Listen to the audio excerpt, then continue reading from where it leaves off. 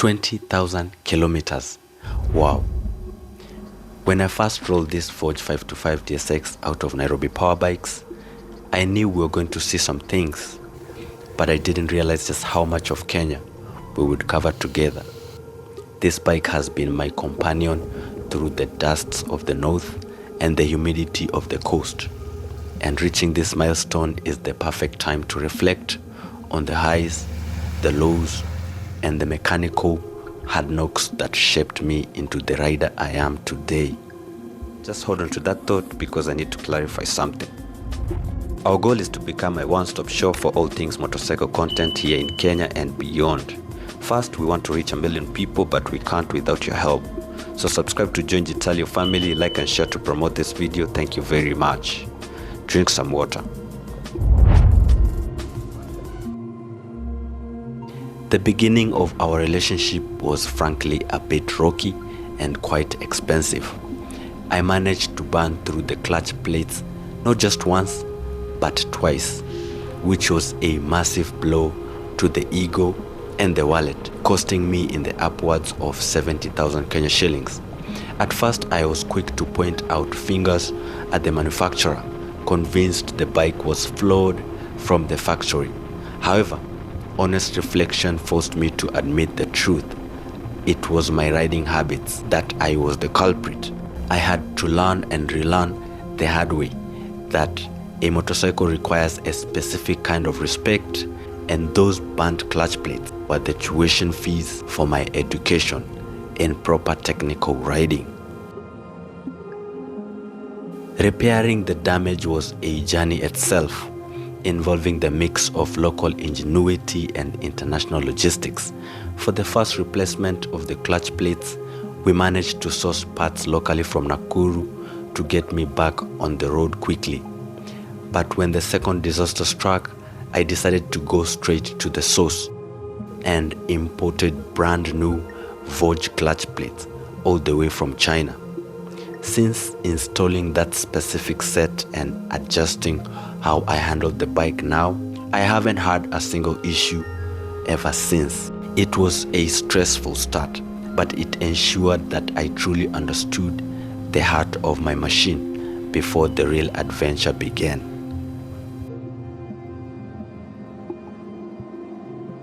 Right from the start, I knew the factory setup wasn't quite ready for the rugged parts I had in mind. I wasn't a fan of original crash bars.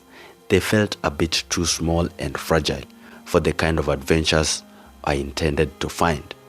So I made the decision to swap them out for a locally fabricated bars that offered much more strength and substantial protection for my bike. These crash bars have stayed with me ever since. It was the first step in transforming a showroom bike into a personalized trekking machine. To make this bike a true tourer, I didn't stop at the crash bars. I added metallic racks specially designed to carry side panniers, allowing me to park for weeks at a time rather than just days. I also installed a water bottle holder and a dedicated mount for my camera selfie stick, which has been essential for documenting the landscapes I have crossed. These small additions turned the Voge into a mobile production studio and a self-sustained home on two wheels, tailored exactly to the way I like to explore the world. Not every modification went perfectly though, as the Kenyan wilderness is a harsh testing ground. I installed auxiliary lights for those late night stretches, but I placed them way too low. A few aggressive water splashes during remote rides, wet off-road sessions eventually blew them out. Similarly, my inbuilt USB fast charger met its end during a bike wash as well, when the water found its way into the electronics. These were minor setbacks, but they taught me valuable lessons about placements and waterproofing when prepping a bike for serious tropical adventures. Maintenance is a constant dialogue between a rider and machine. And sometimes that dialogue gets a bit tense. On one of my trips towards the Mount Kenya region, my clutch cables almost snapped midway. I later found out that it hadn't been installed correctly during a previous service, causing it to strain and fray over time. It was a near miss that could have left me stranded in the highlands, reminding me that even the smallest components require precision and watchful eyes during every service interval. One of the most unique mechanical hiccups that happened to me in the intense heat of Tana River County while I was pushing towards Lamu. My full light switch actually started smoking and eventually melted.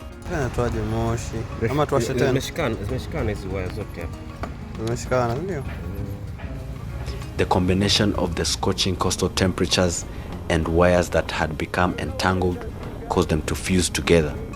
It was a literal hot mess, but it served as a reminder of how extreme the Kenyan climate can be and how much stress it puts on every electrical component and plastics housing on the bike. By the time I returned from Lamu road trip, the bike was practically screaming for attention. I had hit the 17,000 kilometer mark and performed a major mechanical service to address the wear and tear of the bony forest and the coastal sands. It is important to listen to the machine when it talks to you, and after that deep service, the Voge felt rejuvenated. Keeping up with these milestones is the only reason I have been able to reach the 20,000 kilometers with the engine still pounding as loudly and proudly as it did on day one. The memories created on the bike far outweighs the mechanical struggles, starting with my early trips to the Ngong Hills, often called the Switzerland of Africa. For its rolling green ridges, it was one of the first places I took the bike when it was less than 6 months old. I'll never forget meeting the local police officers there, whom turned out to be incredibly friendly and became quick friends. I even met a young Maasai boy who walked me around and shared the rich history of the hills, making a simple ride feel like a deep cultural immersion. One of the most cherished memories was in Solo Mission, but a family affair in the tea plantations of Limuru. I took my wife and son along with me on the bike, weaving through the endless scenic corridors of green tea, sharing that sense of freedom and the crisp highlands air with the people I love most was a beautiful experience. It proved that the Voge isn't just a tool for rugged solo exploration, but also a vessel for creating lasting family memories in some of the most beautiful landscapes Kenya has to offer.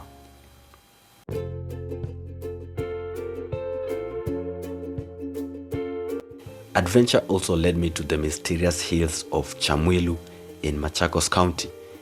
This is one of those rare places where the elements seem to defy gravity, where you can watch water flow uphill and feel your bike roll upward while in neutral. Experiencing that phenomenon on two wheels was mind-bending. It is this kind of geographical quirks that makes motorcycle touring in Kenya so rewarding. You will never know when you're going to encounter something that challenges your understanding of the natural world.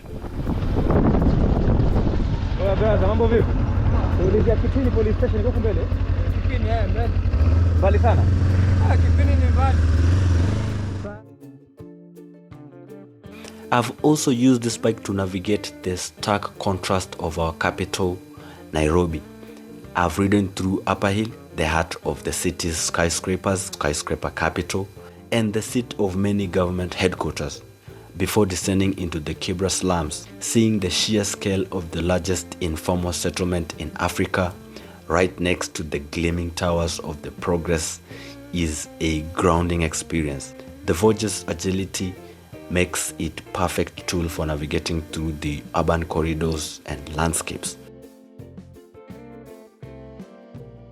If there was one day that defined my learning curve, it was the off-road trek to the remote border town of Kuranze, a remote village town tucked between Kenya and Tanzania. The route through Kasigao was pure dirt and grit. I spent most of the entire day standing on the foot brakes, feathering the clutch while pulling the throttle to navigate the terrain. This was the exact day I cooked my clutch plates for the second time. Despite the mechanical disaster though, the sheer isolation and beauty of the border region made the ride totally worth it, and I will never forget.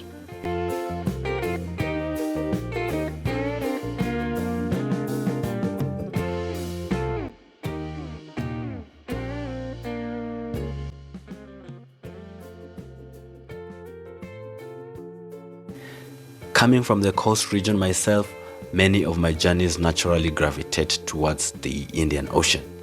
Obviously, I've lost count of how many times I've ridden the highway from Nairobi to the shore, but each trip felt different. I even documented one specific journey from Nairobi to Diani and back to Mombasa for my YouTube channel. There's something therapeutic about the transition from the cool airs of the rift to the salty, humid breeze of the coast, and the Voge handled the long-distance slab of tarmac with absolute ease.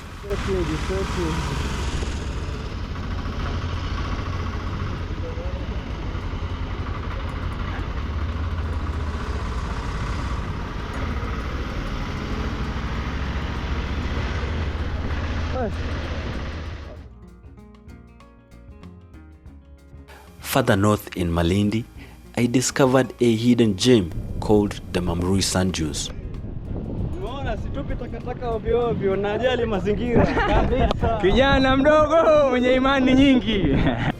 The golden expanses there look so much like the Middle Eastern desert that it has earned the nickname Dubai Ndogo.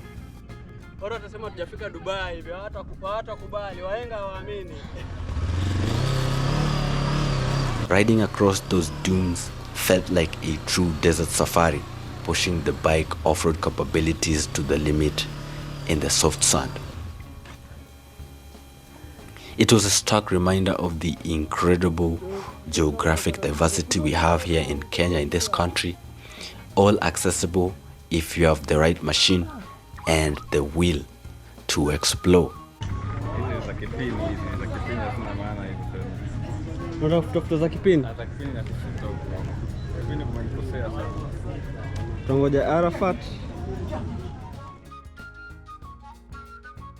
of the most intense and rewarding legs of my journey was the ride to Lamu through the famous Boni Forest. Guys, so we are on our way to Lamu, and this is Boni Forest, as you all know.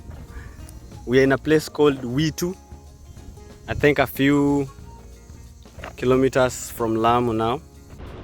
Even with the security situation being quite tense over there, the allure of the destination was too strong to resist. The trip was worth every single mile. Crossing through those dense, silent woods and finally reaching the coast was adrenaline rush unlike any other. It is the kind of ride that tests your nerves as much as your suspension. And the Voge didn't skip a bit. It did just fine.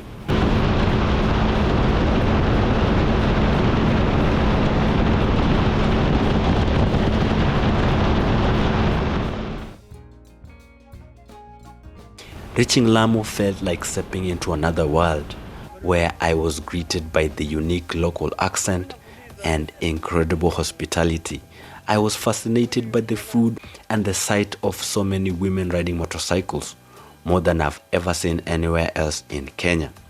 I also took the time to visit the small fishing village town of Kipini. It's a remote, quiet paradise that feels untouched by the chaos of the modern world. The quiet moment of the edge of the ocean are what makes the long, dusty miles of Boni Forest truly pay off. Because my wife is from the Mount Kenya region, I found myself riding through those highlands quite a lot. On one particular trip to Meru County, I went waterfall hunting. seeking out the hidden cascades tucked away in the lush forests. Finding those epic falls after a long day in the saddle is the ultimate reward.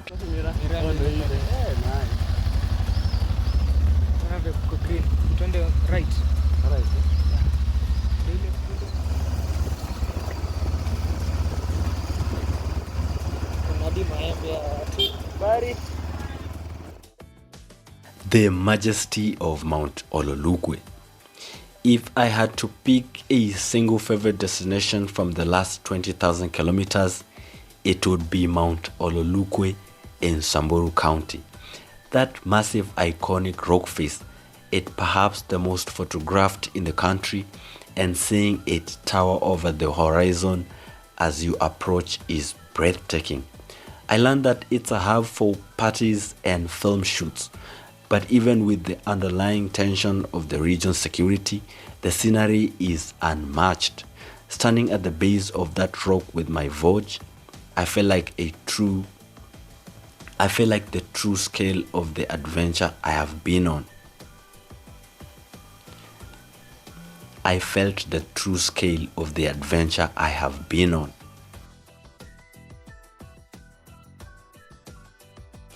20,000 kilometers is just the beginning.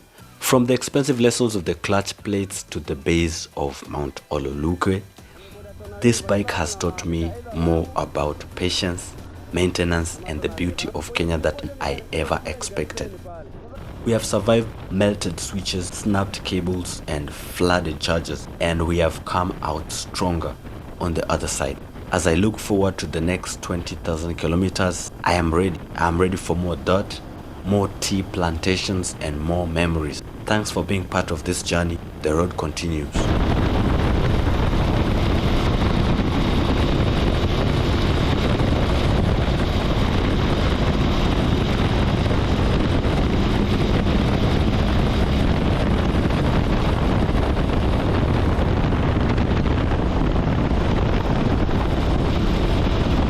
If you found this video helpful or interesting, don't forget to hit that like button, subscribe down below, leave your comment, let me hear you out.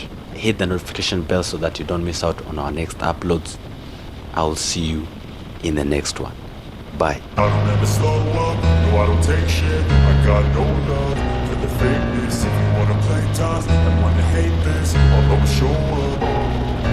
I don't ever slow up, no I don't take shit. I got no love for the fakeness. If you wanna play tough and wanna hate this, I'll always show up and make a statement. I don't ever slow up, no I don't take shit. I got no love for the fakeness.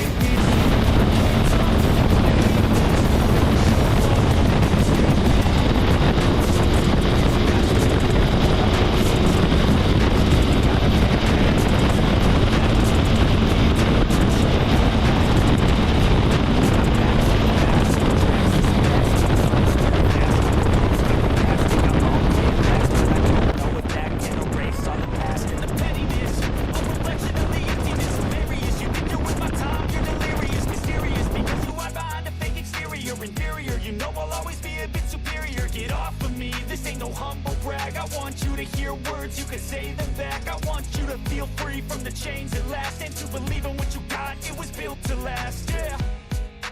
Now that I've been put through hell, I never got anyone's help. I had to do it all myself.